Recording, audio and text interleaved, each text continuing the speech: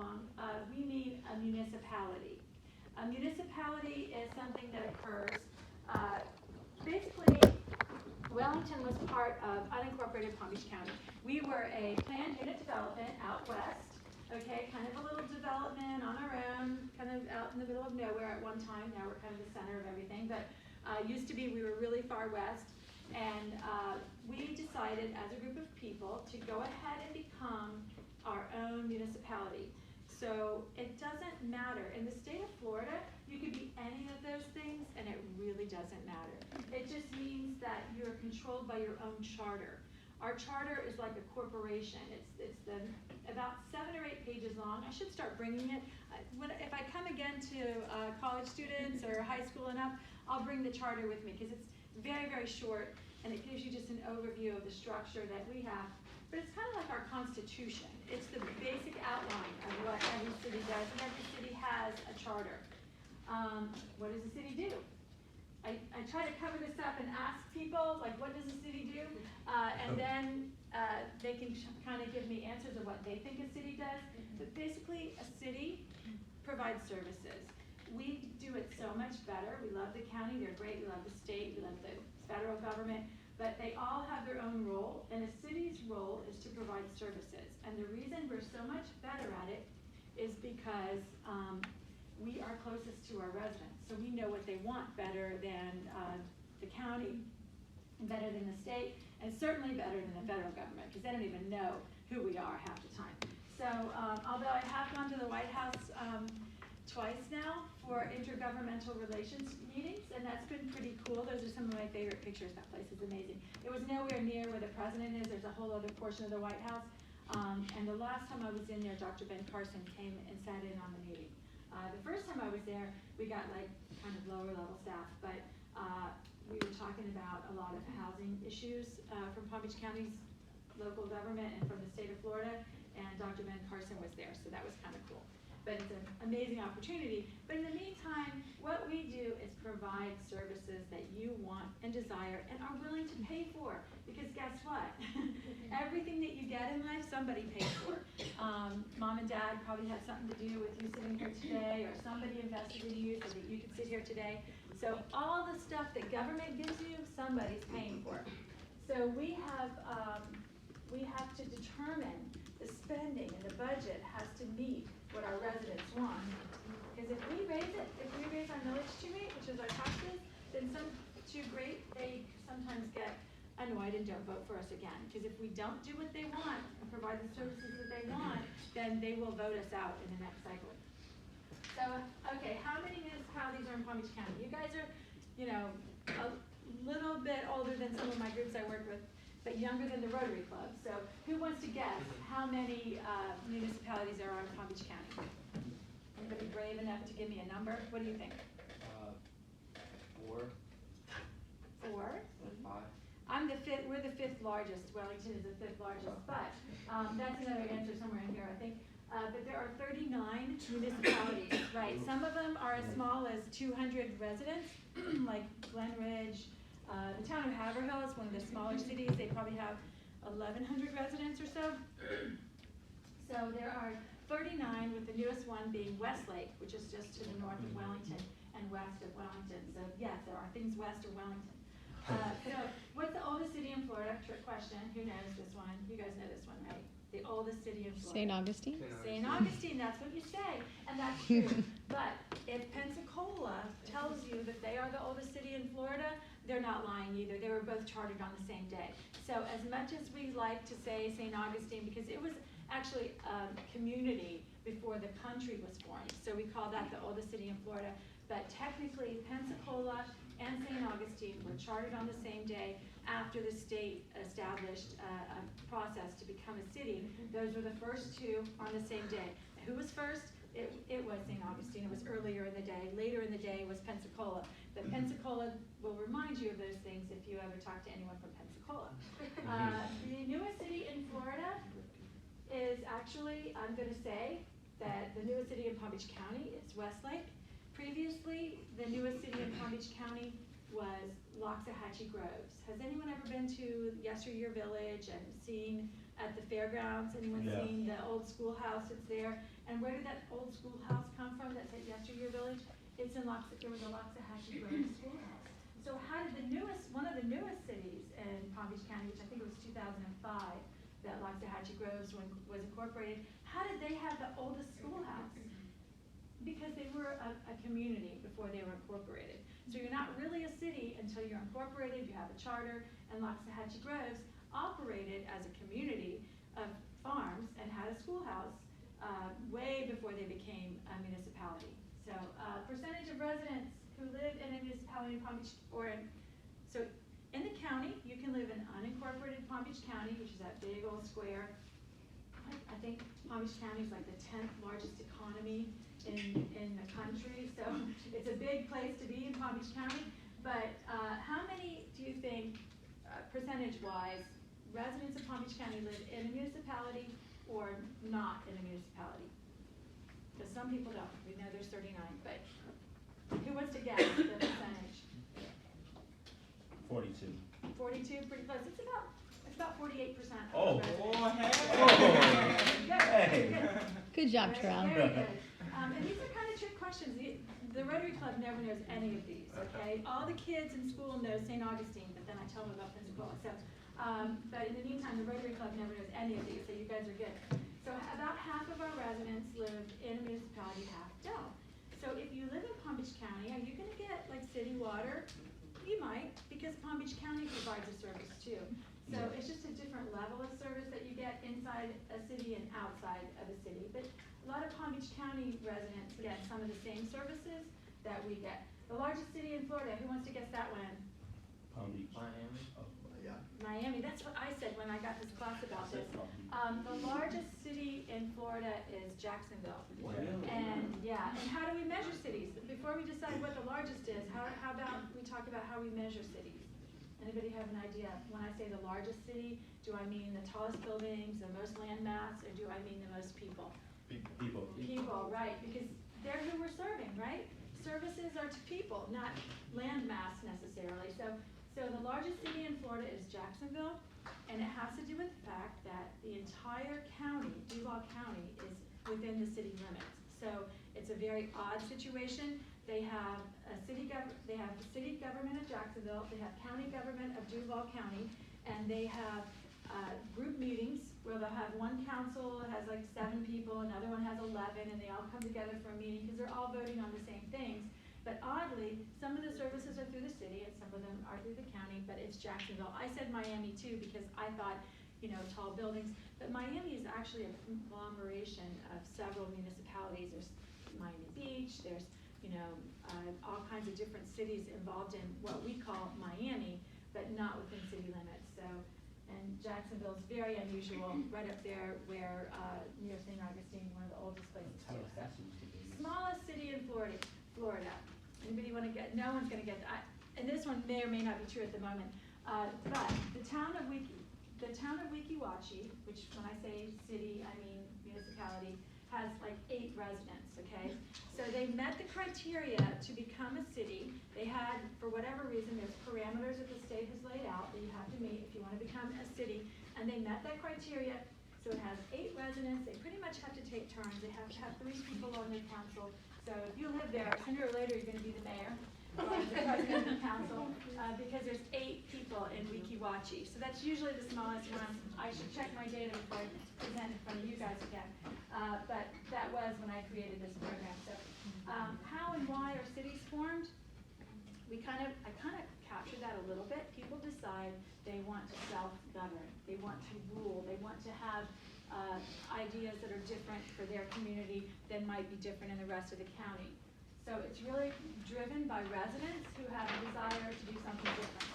So this is the Wellington government style. Now, this is the most common.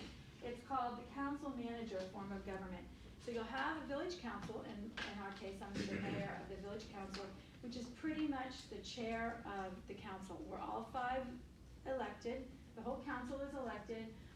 The mayor is a ceremonial head. I conduct the meetings. I sign all the paperwork for the village. So whenever someone needs an agreement with the village, I sign on plats, all those things. So I'm kind of the figurehead for Wellington, but I really only have one vote out of 5. But I can't adjourn the meeting. Like if things are getting really out of hand, I don't like it anymore. I'm just meeting adjourned and I'm done. So I do have the gavel. So I do have a little bit more exercise of power during meetings, but otherwise I'm just one of 5. But we also have, so there's 4 council members, a vice mayor, and a mayor. The vice mayor is selected amongst the council. The mayor is elected. I'm an elected mayor. I run separately for that position. And then there's 4 council members, which I served on council before, so I was a councilwoman before I was the mayor. But during one of the very contentious time in Wellington, when we were getting kind of some bad press even, we had a practice of making the longest serving council member the vice mayor for a 2-year term. We said, you served longest, so that was me. I was gonna be that. But my other council members didn't like me at the time, including the mayor. So I was, the first time leadership as in vice mayor was passed over was when they chose not to select me as vice mayor. And I was really mad, but I had to keep my cool because there's cameras and I had to be nice, but I did happen to be the only woman on the council at the time. So it was super bad optics. It was very bad optics to not select me for leadership amongst the council. And a lot of people remembered that and thought a girl got beat up and didn't like that. So it actually worked in my favor when I decided to run against the mayor. That night I said, well, another council member said, well, in 2 years you and I will still be here because we were just re-elected, and I will make a motion to appoint you for vice mayor in 2 years because there's no reason this shouldn't have happened now. And I turned to my council member, Howard Coates, and I said, well, you won't have to do that if I run for mayor in 2 years. And everyone went, ha ha ha. So I did it, and I won. So, yeah, so be careful what you say. Sometimes when you say things out loud, you end up doing it. So be careful what you say. So I became the mayor after all that nonsense that happened. And that's the thing, you have to remember what you're doing in life. It might be you like that person better, and it might, what feels like the right thing might be, well, I like this person better, so I'm just gonna select them instead of following procedure. But procedures have a place in life, especially in government. So they took a little bit of a hit. All the guys that didn't like me were out, and I got elected mayor. So the other thing is the city manager actually runs the village. So right now it doesn't matter that I'm not there because he or she, right now we have a man, is in charge of running the village. So they hire and fire. The only employees that I personally have as a council member are the mayor, is the village manager, and the village attorney. Everyone else who works for the village works for one of them, but those 2 work for the council. So at any given meeting, which is second and 4th Tuesday of every month for Wellington, the city manager and the city attorney could be let go.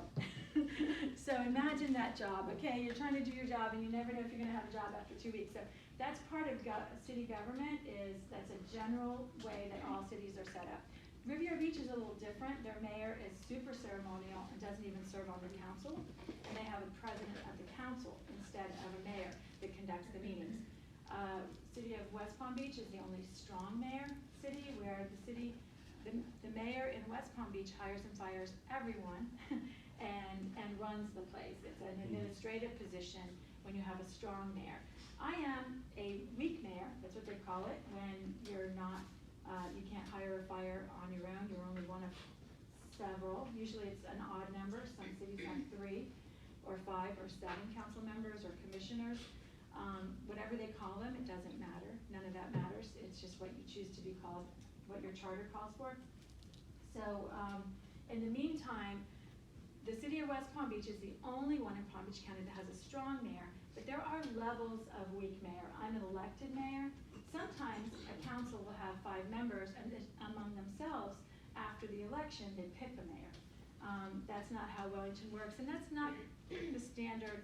It's about half and half, actually, mayors that were elected by the public to be the mayor or selected by their council to be the mayor. And generally, they rotate. When it's the other type, where you select the mayor from the council, they generally rotate the position, kind of like what I was talking about, vice mayor. Wellington is the 5th largest municipality in Palm Beach County. Largest is West Palm, Boca, Boynton, Delray, and then Wellington. Palm Beach Gardens is quite a bit smaller than Wellington by population, about 10,000 people smaller. Jupiter is nipping at our heels. Jupiter is the next one. They probably will overtake us in the next census as the 5th largest, and Wellington will probably get shoved down to 6th because they have more undeveloped property than we have. Wellington is pretty much developed as much as we can. So, here are those people, all right.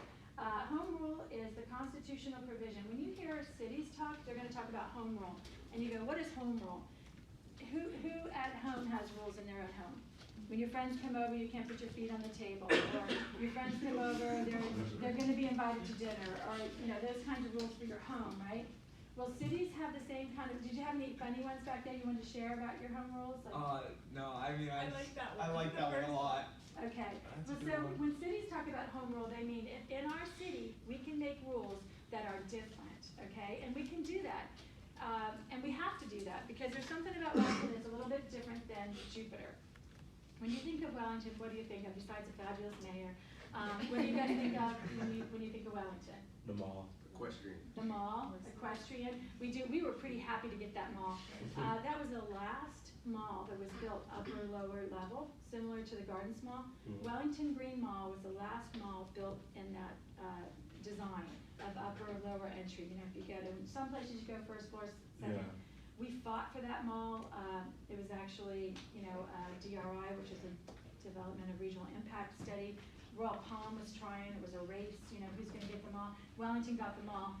Now we go, ooh, we got the mall, because malls have changed quite a bit. Yeah. And while it used to be a great thing to have a mall, now we're like, oh, I don't know, might not be. We're looking at the way the mall is changing. They're turning more into entertainment areas than you saw in the past for malls. People don't like as much of mall shopping as they used to. So when that mall was built, and it was when 9/11 happened, was that year 2001, maybe? That opened just after the 9/11 disaster in New York City and in Pennsylvania. So anyways, the day it opened, it was outdated. We didn't know that. We didn't know trends were gonna change. So the mall is an interesting thing. But the other thing was horses, right? So we think of horses. We have as many as 18,000 horses within our municipal borders from January through March. So what do horses do? Does anyone have a horse? Do you know what happens when you have a horse? They do a lot of eating. They do a lot of Pooping. pooping. Yeah, they do a lot of manuring. So we have significant amounts of manure. So one of the home rule things that I explained for Wellington that's different, the state constitution in Florida actually allows this. They have a home rule constitutional amendment that just hit 50 years that lets cities make rules that do not violate with county or state or federal government, and that's what home rule is. So in using home rule powers that we have from the state, I have to regulate manure. Now, farms are exempt from city regulations by 604.50 in the state constitution that says cities cannot regulate farms. But one thing that we've carved out that we can do is we can stop haulers when they're hauling a lot of manure, because horses do a lot of that. Then we can stop them and say, where are you taking it? And they have to tell us.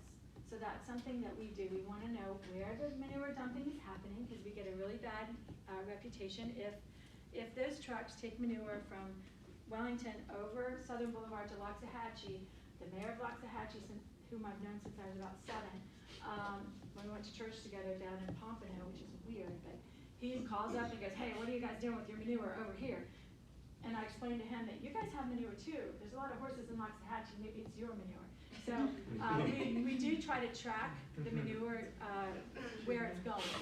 And that's about all we can do. We can't direct the manure, but we can track it to know. The hauler said they're taking it to Belglade where they're spreading it on farms, and it's a great fertilizer. So we do some things like that. I usually talk about it with the kids. I talk about Jupiter, what kind of regulations they have that'd be different from Wellington, because we have horses and they have the beach. We don't have a beach. So I don't have any beachfront rules that are different. I don't have any other regulations that have to do with coastal development rights or anything like that. but I do have manure. So, and other interesting things. So, and a local ordinance about hauling manure is an example of home rule. So local elections, Wellington holds an election in March on every even numbered year. So we get this year off, we're all enjoying that, because it's expensive to run elections. It costs the village about $70,000. We have to pay the county supervisor of elections to run our local elections. Every city has to pay. We have a contract that cities worked out together with the supervisor of elections, but in the meantime, it's kind of nice when you don't have an election year because nobody's jockeying for position and all that. So this year is not an election year for us, but 2020 will be. I will be on the ballot. I can run one more time. In Wellington, you can run two terms. Our terms are 4 years. So, and they stagger. So in 2020, there'll be 3 seats on the ballot, mine and 2 council seats. And then in 2022, there'll be 2 seats on the ballot that we just had in 2018, those 2 seats. And now in Wellington, no matter where you live, you can vote for all those council members. That's not true in every city. Sometimes everyone gets to vote for that commissioner, but the commissioner has to come from a certain area. And those would be when they talk about districts, District 1, District 2. We do seats on our council, and they're community-wide. So technically, all 5 of us could live in a row on one street. All 5 elected officials in Wellington could live right next to each other in one street, and that wouldn't be a violation of our charter. Some cities, you have to live in your district, and people in your district have to elect you. And sometimes it's citywide, but you have to live in different areas. Places like Wellington would have a really hard time doing districts because our entire southern half, the equestrian overlay district, a lot of those residents are seasonal, and they wouldn't be able to meet the requirements of being an elector, meaning I'm a registered voter in Wellington. So duties and the pay scale, who wants to guess how much I make to be mayor? I'm not even sure what it is for the record. How much a month? How much do you guys think I make a month? To be mayor of this great municipality, 5th largest in Palm Beach County. You said 8,000. 8,000 a month. I make $842 a month to be mayor. Yeah, I get 42 extra dollars. I got 800 when I was a council member, but we get an extra 40. I get an extra $42 for all my dry cleaning. The idea was the mayor has to attend more events, and they're going to have more dry cleaning. So that's what the $42 is. I know. Like I don't have anything. Even my suits. Ladies, this is insider information that my husband found out when I was running the first time. Dillard's sells a line of washable suiting, okay? It's washable. Wash it, dry it, and it's got a gold label on it. It's called Alex Marie Gold Label, so if you find the gold label, Alex Marie, buy it. They're a little more expensive, but you can throw them in your washer and your dryer, and they look fantastic. They're wool, and they're suiting. And don't tell men that it can be done, because they'd all want to wash theirs too, and evidently we can't do that for some reason. But, so I get an extra $42. We are nonpartisan elections. Who wants to explain to me what a nonpartisan election is? Anybody want to describe that to me? Non-party affiliated. So we're not all NPAs. We're not all NPA registered people. But if we're a registered Republican or registered Democrat, that cannot go on any of our campaign material. And if you ask me, I do not have to tell you, but it's a public record. So the voter rolls are public, so everyone can find that out. It's not really a secret. Wikipedia put me in as a Republican mayor of Wellington, and I'm like, they can't do that. But Wikipedia can pretty much do whatever they want. So I asked my assistant to get a hold of Wikipedia and say, there is no Republican mayor of Wellington. We don't do that. That's not what we do. We're nonpartisan. Because I talked to you guys about the issues that cities deal with. Does those sound like something Republicans or Democrats or independents or Green Party or any of those would deal with? No, they're services. So the reason we are nonpartisan doesn't mean it doesn't happen. Because sometimes you'll get a letter in the mail that says, vote for so-and-so, the Republican Party endorses, or the Democrat Party endorses this person. They can send out a mailer like that. But if I sent you a mailer like that when I was running for a nonpartisan seat, it would be a violation of state law, and I would be in trouble. In 2014, my opponent sent out a bunch of Facebook invites to her first campaign kickoff, and it said Sharon Masbouler, Democrat, running for seat 2, Wellington. And I was like, okay, that's I think it's $500 fine for every person that read that. What? Yeah, there's a fine. If you do that, you mail those out, there's a fine for calling yourself something that you're not allowed to say. So I could have gone ballistic and just let a bunch of people read it and checked on how many people saw it and sent it to the state and turned her in. But instead, she was new, she didn't know. And the person running her campaign didn't realize, because they had usually done state office races that you do that in. So I asked my campaign manager to call her campaign manager and say, by the way, that's wrong. And they were like, oh, we didn't know. So they took it down, no big deal. But there's a lot of things you can do wrong when it comes to being in a nonpartisan election. There's a lot of rules about how you can talk about that. And if I was knocking on doors and people said, what party are you? I would say this is a nonpartisan seat. And if they really, really wanted to know, I would tell them because it's public record. But you don't do any of that when you're running. So taxes and services are what we do. The millage is basically 1% of your property value. And in Palm Beach County, I think the millage rate runs around 19 is about the millage rate for the county. Wellington is 2.45 on top of that. So you pay a little bit extra for your city. Most cities are a little higher than that. We're pretty low for a tax rate. Wellington has a very low tax rate because, we have people like Bill Gates and Bruce Springsteen that live there and have big houses, and they pay a lot of taxes, and they're not capped because they're not full-time residents. So a lot of our residents get the benefit of the people who come and stay for 3 months and own properties. So Wellington has a very low tax rate, and everyone's surprised about that because we seem kind of high dollar, but very low tax rate by Palm Beach County standards. Let's see, services, we talked about that. We provide water, sewer. Wellington also does a cool thing in the human poop department. We process our sewage, and we have something, we call it the brownie factory, but they basically dry it all out. And it's a process. So when it goes through, you flush your toilet, it goes to the sewer, and then it comes to this big thing called an aerator. I'm not sure why you'd want to add air, but they do. And the process of microbes breaking it down, we process all that, and it gets down to this level of basically it looks like brownies, and they dry it in a procedure, and it turns into dirt basically.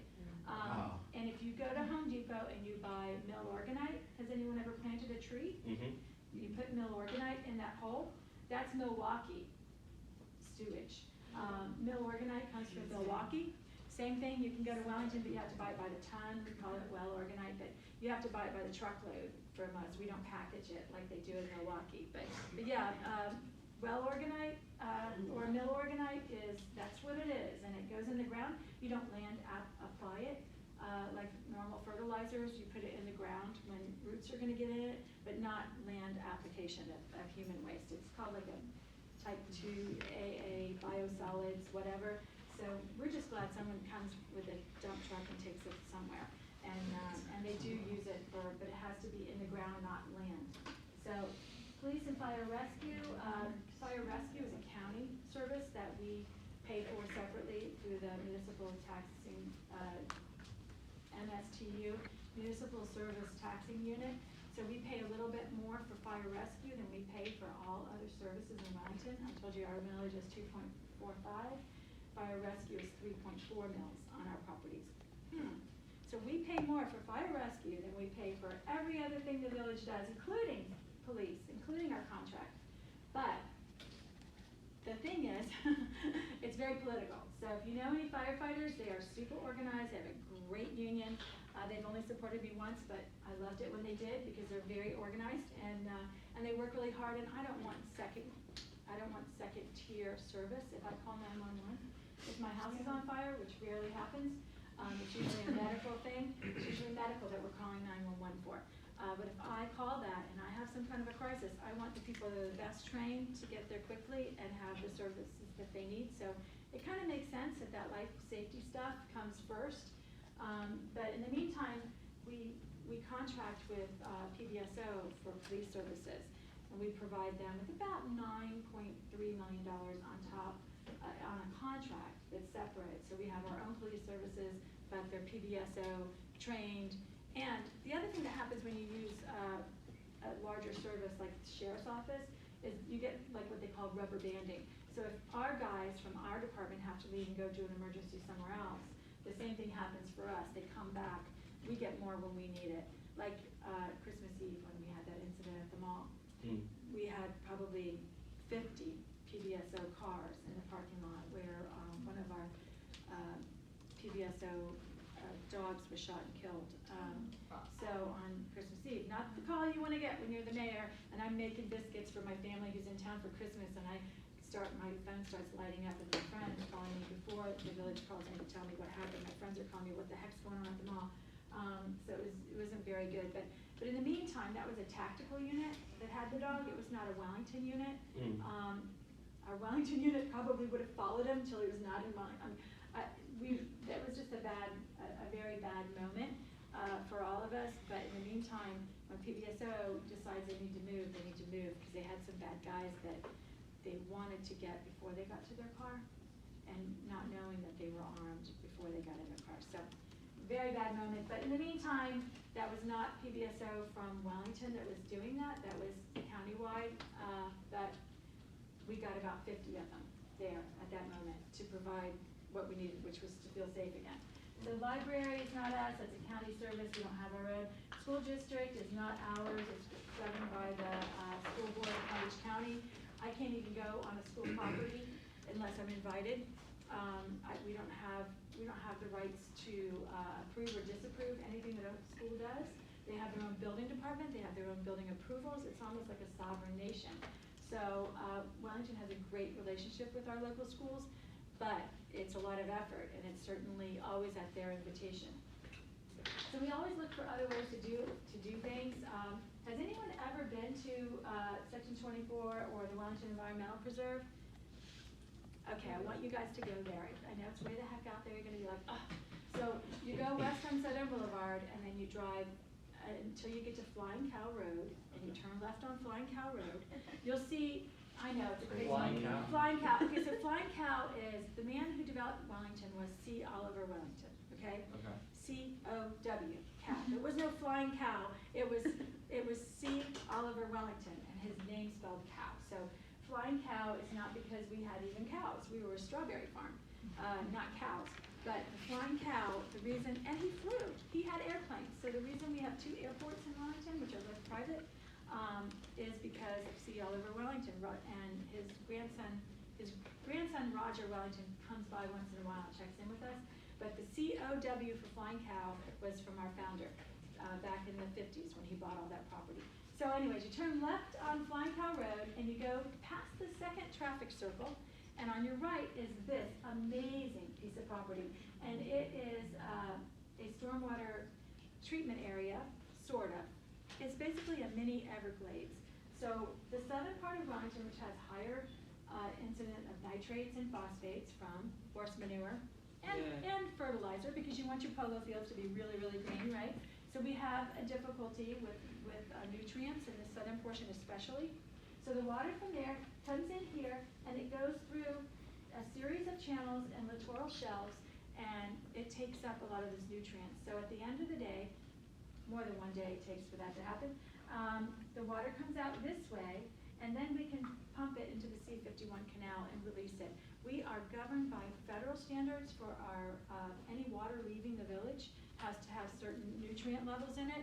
And in order to do that, we needed to do this process. And it's beautiful, amazing.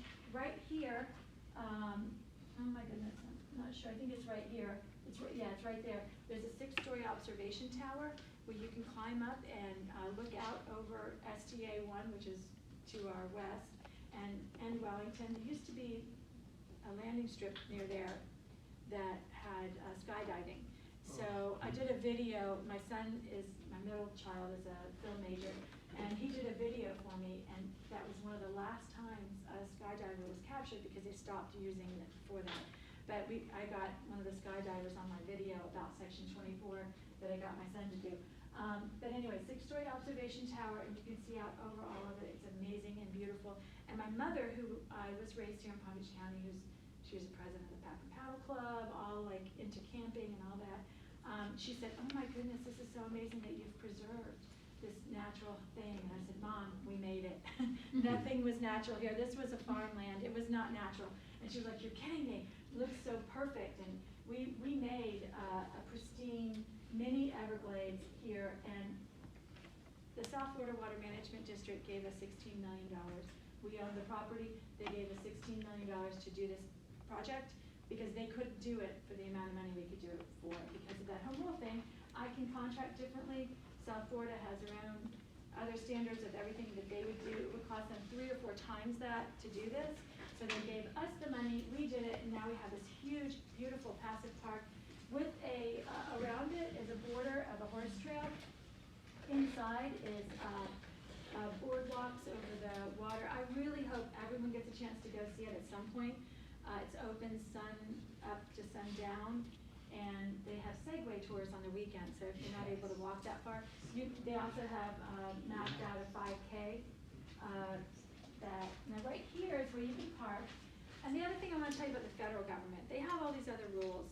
The ADA says, which is the Americans for Disabilities Act, you cannot build that tower unless a handicapped person could get to the top of it. And we're like, really? Because we can't afford to put an elevator in and keep it running, and it's all the way out there. And there's no bathrooms out there anyway, so there's other reasons why maybe it wouldn't be a good idea.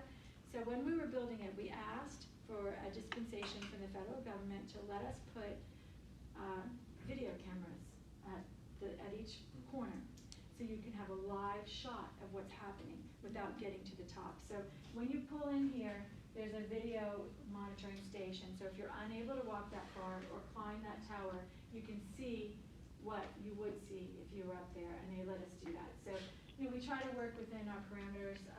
So this was done with no taxpayer dollars from Wellington, none, except for the acquisition of the property, and I think that was included in the $16 million. So over here, we did a big project on Forest Hill. This is old, but we did, remember when President Obama came in and said we need a stimulus package, so we're going to give you guys all money, and you go do it, and everything had to be shovel-ready? Well, shovel-ready meant you already had the engineering done. You had the plans. You just needed the money to do it. So we applied for a grant, and we redid Forest Hill Boulevard drainage, curbs, and pavement with a federal grant. So we're always looking for other people to pay for things when we can, and they're there. We're not breaking any rules. So this one, the Wellington Amphitheater, has anyone been there? Yeah. So the Wellington Amphitheater, again, no taxpayer dollars. It was built with an $850,000 grant from the county. County Commissioner Jeff Santa Maria gave us the money for that facility. So you know, we have to manage it and run it. We have to do the long-term things from it. So the Sunshine Law and ethics, this is something that is interesting.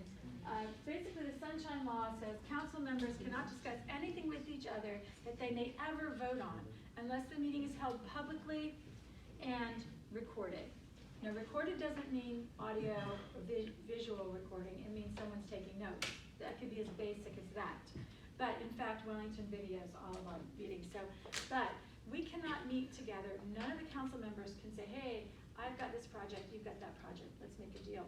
I'll vote for yours if you vote for mine. All of that is illegal according to state law. The Sunshine Law controls local governments. It controls all boards and committees. So even if you serve on a volunteer board for Wellington, you can't talk to other board members unless the meeting is publicly noticed and recorded. So also applies to the county. Also applies to all the county boards and committees and electeds. But does this law affect the state legislature? So if this is such a great idea for us to not do, don't talk to each other about something you're going to vote on. So probably they applied that to themselves, right? State legislature? No, they're exempt from it. They decided there'd be a great rule for us to follow, but that doesn't work for them. They like to be able to talk and make deals. And I'm like, really? Because it makes it hard for us to get things done sometimes. I can't see one of the council members in Publix and go, hey, did you see that stoplight's not working? Maybe we should call the county and work on the kind of things that would happen quicker some of the time. without a real transparency issue, but if we're ever gonna vote on the county contract for that stoplight, I shouldn't have that conversation. It would be a violation. And it's punishable by, like, I could go to prison for a sunshine violation. It's usually a $500 fine or something like that, but we'll find out because some local ones are getting in trouble for this all the time. But in the meantime, you can actually be put in prison for it. So the things that we do, we have to do right. We have to do it publicly. We have to do it according to the process, but sometimes they take a little longer because of that. And I don't mind it. I just think they should make it apply to themselves too, you know. So, but they say, oh, we couldn't do it. We're only in session for 6 weeks, so we couldn't do our jobs if we couldn't talk to each other. So, and you're there all year doing it. So that's the idea behind it. And I don't mind it. I just think it's pretty much ineffective because people who violate it they're the only ones that know they're doing it. So it's very difficult to actually. They had a council meeting in Palm Beach County, another city, not mine, and they actually during the city meeting said, wait a minute, we want to go talk about this in the hallway, so we're going to call a recess at the council meeting and go talk about this in the hallway.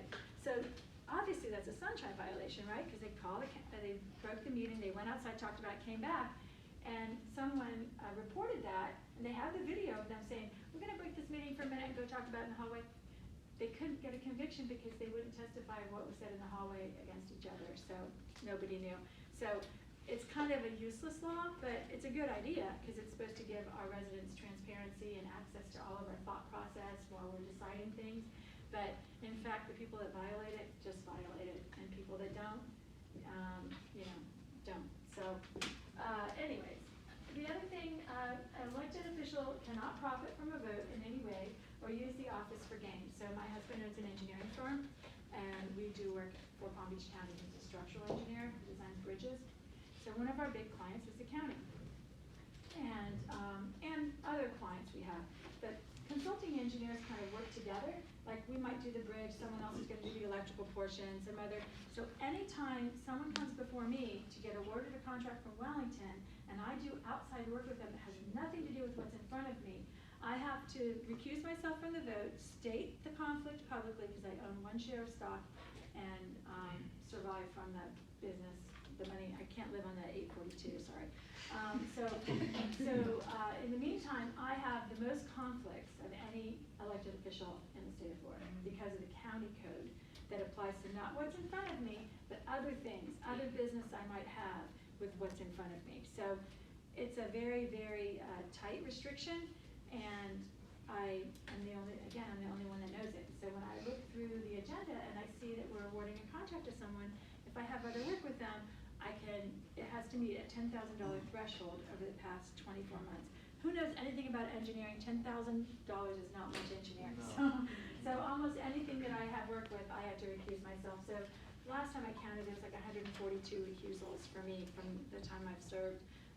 But in the meantime, that's what I'm supposed to do, and that is what I do. I had an ethics hearing last fall. The man that I beat for mayor filed a complaint against me, saying that I hadn't recused myself properly and that I had used my office improperly, and I don't know, 112 other things he accused me of. So I was cleared of all that, but it took me 2.5 years and a lot of work. So I try very hard and I do what I think is right, and I follow the code. And if you don't know what's right or wrong, following the code will capture that.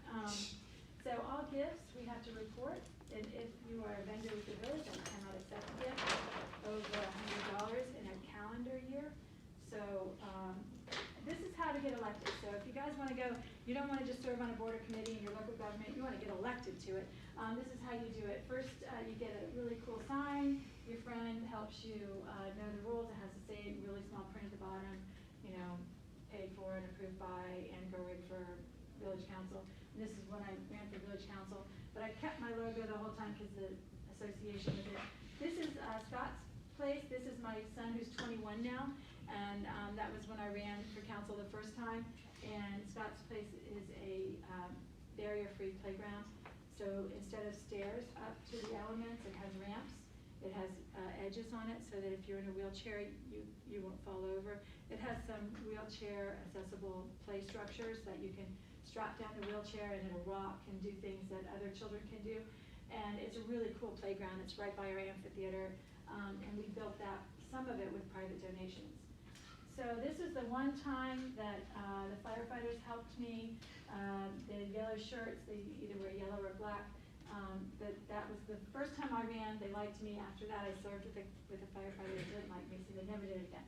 So you go everywhere. This is in Royal Palm, and I found the Geico gecko, so I took a picture, put it on social media. This is my family, and that's the dog I was talking to. Terrell? Yeah. I was talking to Terrell earlier. She's so bad. She's 15 and a half now. But and that's he's 21 now. This is my Dane. He's 24. He's the film student. And he made fun of me. I said, okay, everybody put some nice clothes on. We're going to do a picture. So he puts on a suit. I'm like, whatever. He was homecoming king at 20, what year was it? Can't remember what year he graduated. 2012, I guess, when he graduated. He's a card and a half. You really should never run for office if you have 3 teenagers, but I did. So that's my husband, Alan, and that was me. And this is my daughter, Jessica, who had a baby a month ago. So this afternoon, I'm going to go do, hold the baby while she takes a nap because she's exhausted. So she lives in Parkland.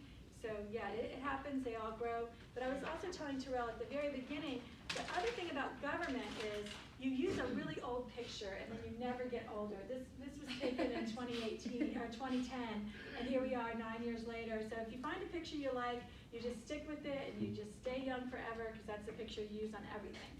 So that's pretty much my presentation as far as what the government does. But since you're a Christian school, I'm going to add one more thing that I want to share with you. Who has a verse? Everybody have a verse, a life verse? Who knows Micah 6:8? That's my verse. He has shown you, oh man, what is good, and what does the Lord require of you? To act justly, to love mercy, and to walk humbly with your God. So those 3 things are the things that I think about when I get passed over for leadership and I want to cry. And I didn't cry. I got really mad, but I did not cry. I was wearing a pink suit, so on the video later they were asking me, so did you think that it was because you were a woman? And I still wasn't crying, so I was proud of that. But honestly, if you act justly, you're going to stand out in this world no matter what you do, because it's not really what happens. And I'm not going to cast aspersions on anyone that I serve with or have served with, but lots of people get into service in local governments even that have an agenda. Their agenda is, I want to get the best thing I can get from my kid's school. I want to get the best thing I can get from my neighborhood. Or my HOA sent me here, so I'm going to get what's best for them. And if you act justly, that means you apply it, the standard over. You have to think about everyone. I can't just think about the school my kid goes to or the street I live on. If I'm going to add a bike path in a neighborhood using taxpayer dollars for the whole community, it shouldn't be my neighborhood, okay? And that did happen. A council member decided he wanted a bike path in his neighborhood, and his neighborhood is a wonderful neighborhood. They pay a lot of taxes, but I said, we shouldn't do a bike path. I voted against the capital improvement budget because I don't think we should do a bike path for one neighborhood. If neighborhoods need services, that should be considered for everyone, and we should set up a grant amount, and then every year people could apply for it. Because guess what? The neighborhood I live in doesn't have sidewalks either. But the neighborhood you live in, if you have a sidewalk, you paid for that sidewalk with impact fees. So to take capital budget, and so those kinds of things cross your desk all the time. Act justly. Loving mercy is the other thing. There's a lot of times you'll see that people really, all they really want to do is talk to you. I had an elderly gentleman come in, and he was mad because his neighbors were constantly doing fireworks and putting off all these fireworks, and it was all over his yard, and they weren't even picking them up the next day. And he has a cedar-shaped roof, so he had a fear that they could put fireworks off and it could light his roof on fire. And it wasn't being controlled. So he came in and he talked to me about it, and I said, oh my goodness, he brought a big bag of it. This is what I found on my yard the next day. And this is not legal. You're not supposed to do this. But the police don't really control fireworks very well because it's just 1 or 2 nights a year, and it's kind of fun. And I'm from Indiana, so I like, lighting stuff up and seeing it go. So I understand it, but it's not safe. And if my neighbor was distressed by it, I would never in a million years do it. So it became a neighborhood, like, I'm mad at you and you're mad at me. So I called in a staff member and said, is there something we can do about this? And he said, yeah. He gave that man his cell phone number. He said, next time that happens, you call me, and I will direct PBSO to say, stop it, this is ridiculous, we're gonna write you off if we have to. I know they don't wanna do that, they wanna be used for real, you know, hardcore issues that we have, but we have to do this, this man's right. So that went well, and then about a year later, he came in and he made another appointment to talk to me. And I thought, oh my goodness, what happened? Didn't they solve your, I thought they solved your problem, what's going on? They're not enforcing the law? He said, no. He said, now that you solved that problem that I've had the whole time I've lived here, he said, I think you can do anything. He said, this is my problem now. I retired too young, I'm 85, and I still have a lot to offer this community, and I don't know what I can do. How can I volunteer in a way that makes me a part? He wanted to be a part of the community he's lived in the past 35 years, and he's older. And I'm like, oh my goodness, what do you like doing? Do you want to read to children? I can get you a gig at the library or schools, we can read to children. He's like, nah, I got great grandkids, I don't even like them all the time. So, so I said, what do you like doing? And he likes to cook, and I thought, well, I don't like to cook. You can come by every night at 5:30. That'd be a great service to me, but not to the community, I know. So I didn't do that. But that was the most frustrating thing, was to have someone who, you know, really has confidence in you, wants something, and I haven't been able to find a good fit for him to volunteer and do something meaningful for the community. But those are the kind of things that happen when you do your job well. You know, it does come into mercy at some point. I really want to help the community.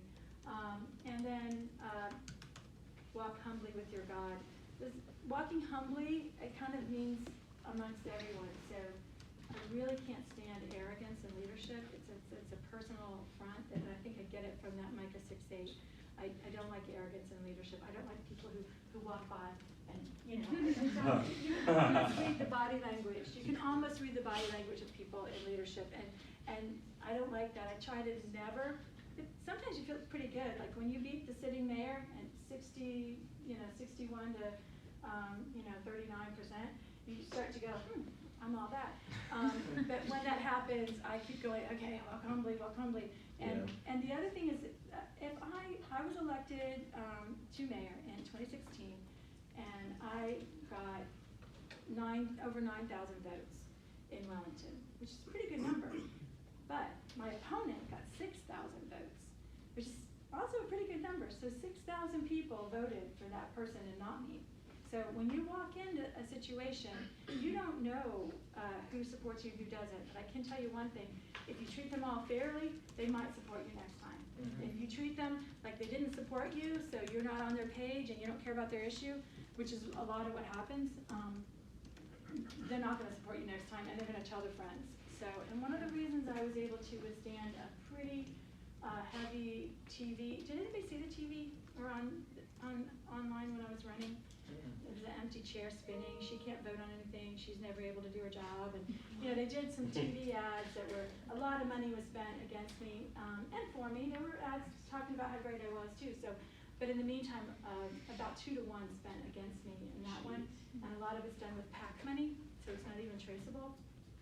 It's traceable, but not easily, and I know who spent it, you know who hates you.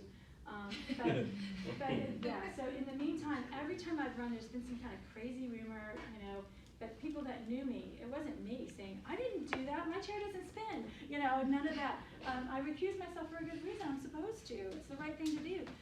But what helps you is if people know you and your integrity, they defend you. You don't have to do it. It's much better to have someone else say, I know her, she doesn't do that, that's ridiculous, she doesn't use it for her own gain.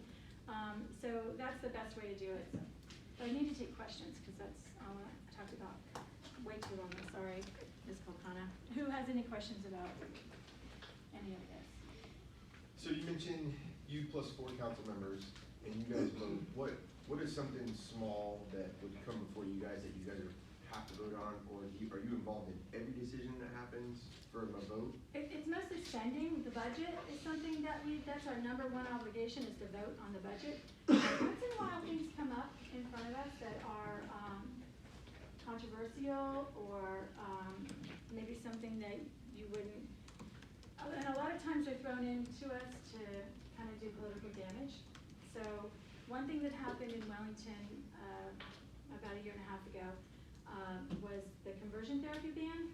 Had anyone heard about conversion therapy? Or it's, first of all, it's something that's done, I'm gonna go ahead and talk about it, I said I wasn't, but I'm going to, because it's kind of controversial, and the idea is people used to, like, do horrible things. If a person felt like they had homosexual tendencies, they would go and they would like shock you with therapy, or, you know, all kinds of horrible things have happened over the years, over things that are, you know, kind of controversial, but I have a friend who I met through this process of learning about this, who I spoke to, and she said, no, this ban that they're talking about is, if a child comes to me who's 7 or 8, and they have a gender identity issue, and they want to ask me for help, I don't know why I feel this way, and what is God's plan for my life? She can't counsel them based on this kind of conversion therapy ban. And conversion therapy is horrible. What they were talking about, what they were using as an example of what could be done through a licensed psychologist, and that's where the rub comes in. The reason I voted against banning conversion therapy in Wellington isn't because I don't like people who are homosexual. Absolutely not. I have very close friends, people that I care deeply about, that are homosexual, and I don't tell them, I've never said you need to go get this therapy. I've never recommended it to anyone. And this therapy is actually different now than it was before. But in the meantime, therapy is, if you go to a Christian therapist and you want to talk about what God's plan for you is, and you agree to those tenets of faith, you can't ask to be counseled in Wellington now in a Christian manner. And everything looks great in pictures, but I can tell you I've had difficult times with my family. I've gone to a Christian counselor with my daughter, and I wanted to walk into a room with my 15-year-old daughter and have the confidence that the therapist agreed with my worldview, which was a little different than everyone else's, maybe. But I had a Christian worldview, and I wanted a Christian counselor. So I walked into the room, and we were having a super hard time. And we got through it, but we never would have gotten through it without Danielle Roginski, our counselor at the time, who I knew when I walked away, I walked in the room, my daughter, we loved her, but she didn't think we did. You know, we didn't want her to do things that we didn't agree with, and she thought we just didn't want her to enjoy her life. And, you know, it's hard to grow up. And if I'm gonna turn my child's psyche over to someone, and I can't have someone who agrees with my worldview, not only that, but we don't regulate therapy. City governments don't regulate that at all. So my real point is, I'm not a psychologist, and neither are any of you up here. None of us know anything about this. So why are we banning it? Well, my council member said, well, who knows anything about Family Life Today? You might know what it is. You guys know what Family Life Today is? Who would call Family Life Today a hate group? My council members called Family Life Today a hate group because Family Life Today has a position. The Southern Poverty Law Center, which is a very liberal group, said that they're a hate group. And the reason that they were called a hate group, Family Life Today, was because they don't agree with homosexual couples adopting. They believe that children should be adopted by a man and a woman, the best situation. Now that's what Family Life Today says. Now to my council members, who 3 of them said they agreed with this, they call that hate. They call that hate.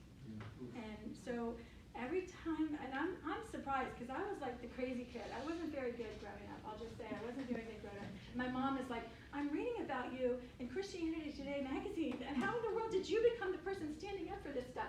I'm like, I don't know, Mom. I don't know. So, but I tried to do it as politely as I could. I explained to my friends that are homosexual, have I ever told you to go change yourself? I haven't. But in the meantime, I can't say that a Christian counselor can't counsel in Wellington, especially children who have identity. They want to talk about things, and the problem is, again, we are regulating something that we shouldn't be regulating, and it's going to get tried in the courts, and they'll either decide if cities can regulate psychiatrists and psychologists and therapy or not. But I didn't see any reason for Wellington to be in the middle of all that, because we don't even have anyone that does whatever they were calling, you know, gender identity counseling or conversion therapy. We don't have anyone doing it. But it was done, I think, to make me look, you know, out of touch, and for me to say I like Family Life Today. I actually support them. So, you know, that kind of thing.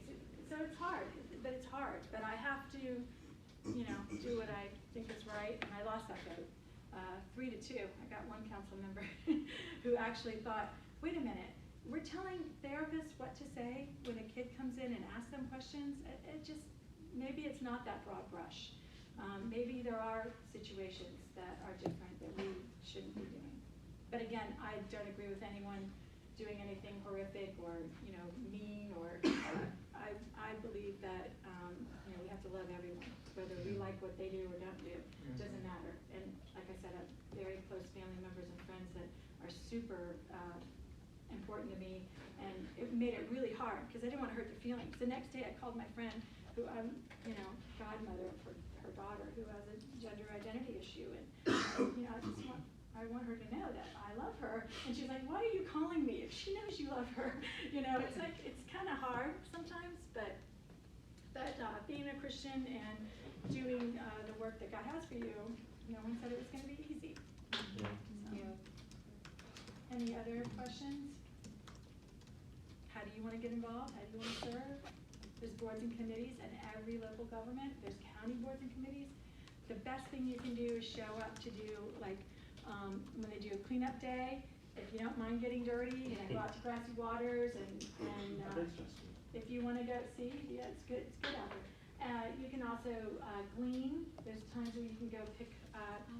I serve also on several other committees. I serve on the Citizens Advisory Council on Health and Human Services for Palm Beach County. I chair that board. I was appointed to this county board by the League of Cities, and suddenly I'm the chair of it. And I was only supposed to be chair for 1 year, but they said no, do it again, because I'm really efficient in meetings. I don't like meetings that go till 2 in the morning when your residents can't be there watching it anymore or aren't even awake to watch it online. So I don't like that. I'm kind of efficient about meetings, so they asked me to stay and do another year as the chair of that board. But that board handles all of the financially assisted agencies in Palm Beach County. The county provides a lot of the health and human services needs for the county. There's a Ryan White group that helps people who have HIV get medications. There's, Children's Services Council is financially assisted by the county. The county decided, and I didn't want to bash it and say the cities are so much better. The county decided a long time ago that people are doing really good things, like Place of Hope or the things you guys probably know about from the area. If they're doing really good things, let's fund them. Let's not create a division of the county to do that. So let's find those agencies that are doing that work and let's fund them. But let's make sure they're accountable. The Glades Initiative is one of the ones that was established by Citizens Advisory Council on Health and Human Services, because the Glades, their needs are so different. It's a very rural community, farm community, things like that. So they couldn't just put them in a category of food or a category of housing. It was kind of everything. So they created the Glades Initiative to help that. And all those things with food banks, health initiatives, psychological situations. The #1 provider of mental health services in Palm Beach County, anyone know who that is? #1 provider of mental health services in Palm Beach County. It's PBSO, and that's not very efficient. PBSO is the front line for mental health issues. They're not trained in that, they're law enforcement, but they're the ones that get called when someone's having a psychotic break, or when things happen that are just completely out there.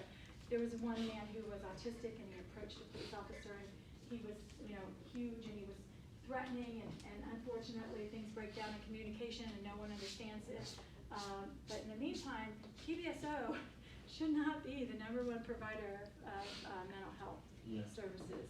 It really should be done differently. So we're trying, the county's trying, but they are the front line, unfortunately. That's who gets called when you need help. So, and you should call them. They're not bad people. I have to say, I want to make sure people understand that you shouldn't be afraid of authority, but we just need to be wise and stay out of trouble. So, but call them when you need them. And that's the other thing. I have problems with my residents. They're like, my neighbors were having a party and there was all kinds of things going on, and you didn't call? Well, I didn't want. There's a non-emergency number. If you see something happening and you think someone's in danger, call the non-emergency number. and somehow they'd rather call me and complain about it the next day. I'm like, call the non-emergency number, the guys will come out. And they're our local guys, so I know that they know the neighborhoods. And that's the other thing about these services for cities. If I call PBSO and I get someone who knows my neighborhood, first of all, they get there quicker, they know where they're going. Second of all, they might know someone in the neighborhood. You know, they do community walk and talks with our neighborhoods where they ask, how do you feel about things here? Do you feel like things are safe? Do you want more of this or less of that? You know, is there great park in your neighborhood, or do we need to add some elements? So those are the kind of things that, if we use all the services properly, it's the best of all worlds that we can do on Earth. So, there has to be more questions, guys.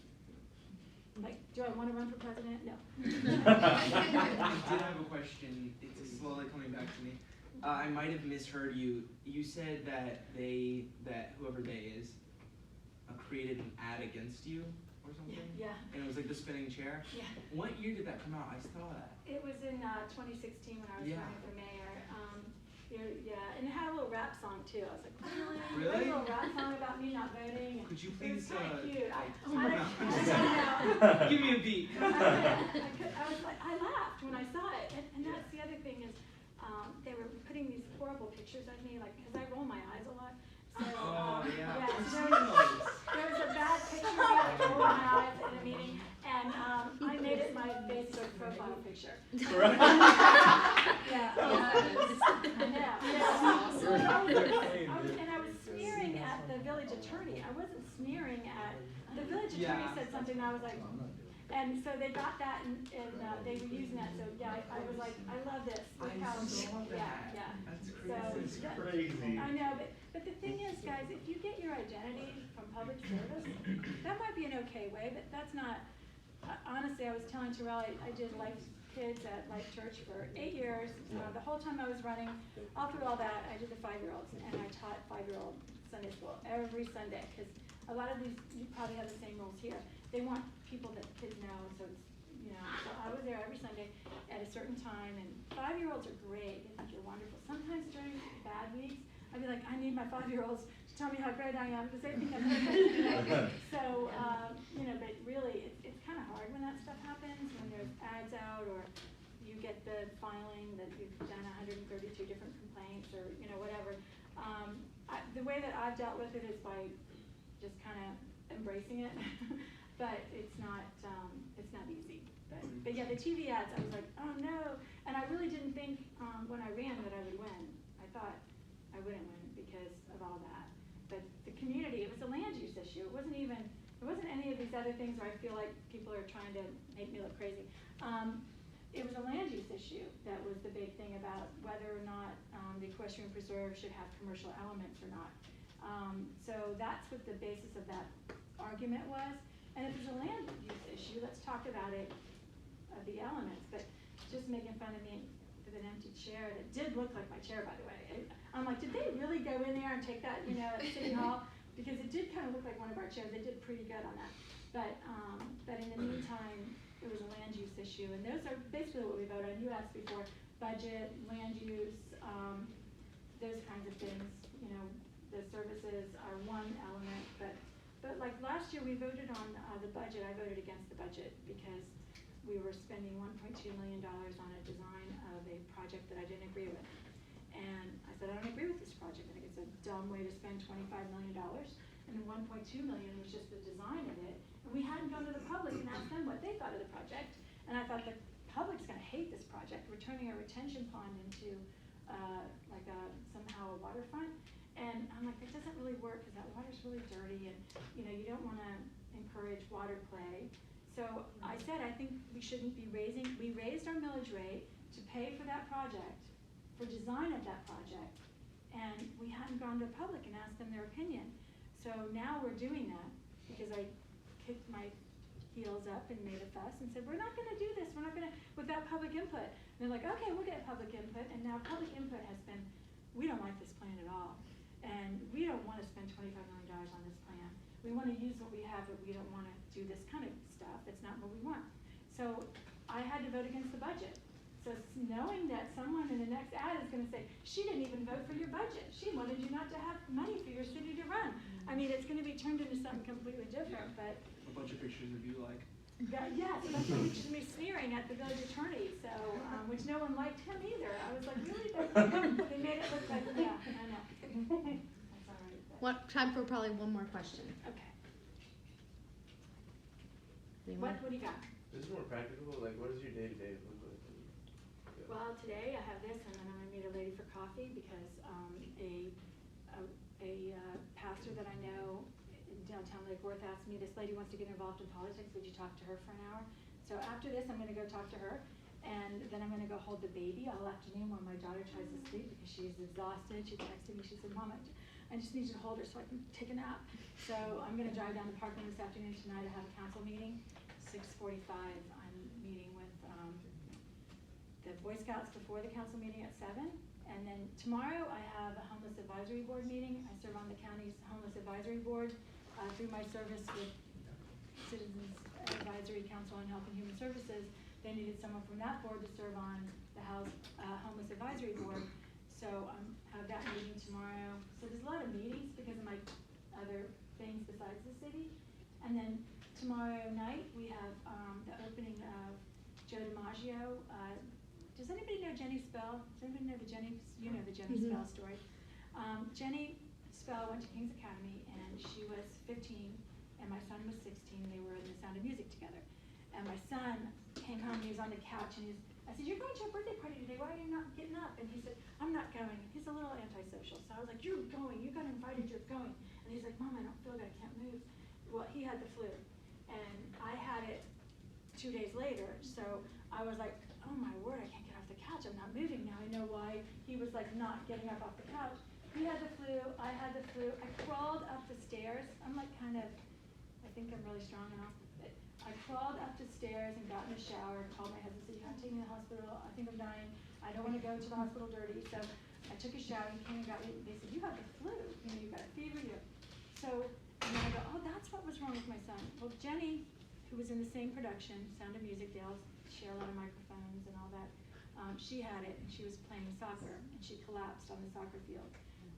And they took her to Palms West Hospital where they have a pediatric unit and they said, holy cow, her organs are all shutting down. It was, I mean, I'm not sharing anything private because she shared it publicly all the time. Her organs were shut. They said, this is bad, we cannot help this girl. So they airlifted her to Joe DiMaggio down in Fort Lauderdale. And she spent almost 6 months in the hospital. She recovered to a degree. She never got her kidney function back. She had to get a kidney transplant later. She has impairment on one side from the flu. But without Joe DiMaggio, I don't know what would have happened because it was basically affecting all of her organs. It went to the lining of her heart and it was just a major deal. And so Joe DiMaggio is now opening tomorrow night a service point in Wellington. So children who have unique difficulties are going to have services there in Wellington. So no matter what else happens, I'm going to that. And I'll go to the community input meeting about the lakefront, waterfront, town center project after that. So is there a meeting? Okay, so they have to do, most of them have chosen, they have to attend some kind of civic meeting. Okay. So there's a meeting, it's due on Monday. Most of them have planned it, but if they haven't, you're saying that there's a meeting tonight? At 7 o'clock at Wellington Village Council is a meeting tonight. It's open to the public? Open to the public. All city council meetings are open to the public. So if you can't make it out to Wellington, which we're not that far out, by the way, you can get there. But if you can't make it there, it's 12300 Forest Hill Boulevard, but you can find City Hall. All cities have meetings, and if you need to go to a meeting, but you have to do it by next Monday. Okay, so yeah, come to mine tonight. But there might be some online if you check out. Palm Beach Gardens they only have one meeting a month, and they make like, oh my goodness, they make like $10,000. How much do they make? No, they make about $36,000 a year to be city council in Palm Beach Gardens, and they only have one meeting a month. I'm like, I have 2 meetings and 2 pre-meetings, but I'm just kidding. I don't want to raise the salary for city council because I don't want it to be a job. I want people to do it because they want to do it. But instead, it really is a launching point for political careers a lot of times. But So you can find your local municipality, go online, find out when their next meeting is. They might not have it, does it have to be a city council meeting, or could it be a planning and zoning? Anything. You can probably find a planning and zoning meeting, in Palm Beach Gardens, you can find all kinds of meetings online, if you need to do that, but yeah, come out tonight. And if you're there, raise your hand and tell me, and, you can help lead the Pledge of Allegiance. Can I squeeze one more thing in? Yeah. Wellington is one of the only municipalities left that has an invocation at their meeting. So we have an invocation, and a local pastor comes and does an invocation. We do not, we do not question however they pray. And we have rabbis, we have, lots of different Christian ministers that come. But poor Pastor, Raphael Vieira from a Pentecostal church didn't know that the League of Cities has a different rule for their invocation, and he said he prayed in the name of Jesus at a League of Cities meeting, and everybody went nuts. But I said, that's because we pray in whatever name we pray in, whoever is doing the invocation. In Wellington, he didn't know that the League of Cities has a different rule, because they don't want to be offended. I understand why, but here, the city of Lake Worth used to do a invocation, and they stopped because they had a Satanist who wanted to come and do the invocation. The Satanist came and did the invocation, and the whole council left except for one member. They left the dais and left the room, and because it was offensive. The things he was saying were very offensive in his satanic prayer. So the deal about government is we're constantly being attacked by ACLU, Southern Poverty Law Center, who's supposed to be the, who decides who's a hater. So in the meantime, we get attacked for these things. And if a Satanist, I will tell you, you guys can judge me or not, but I'm not sure you should. If a Satanist comes to pray in my council meetings, I'm gonna stay. I'm not leaving. Because I wouldn't expect them to leave if they didn't agree with what I was saying. So I wouldn't leave the dais, I would stay, because if you're giving up, now you've just given up an invocation because of one bad night. And however bad that night is, I don't agree with a lot of people's prayers, but I agree with them having the right to do it.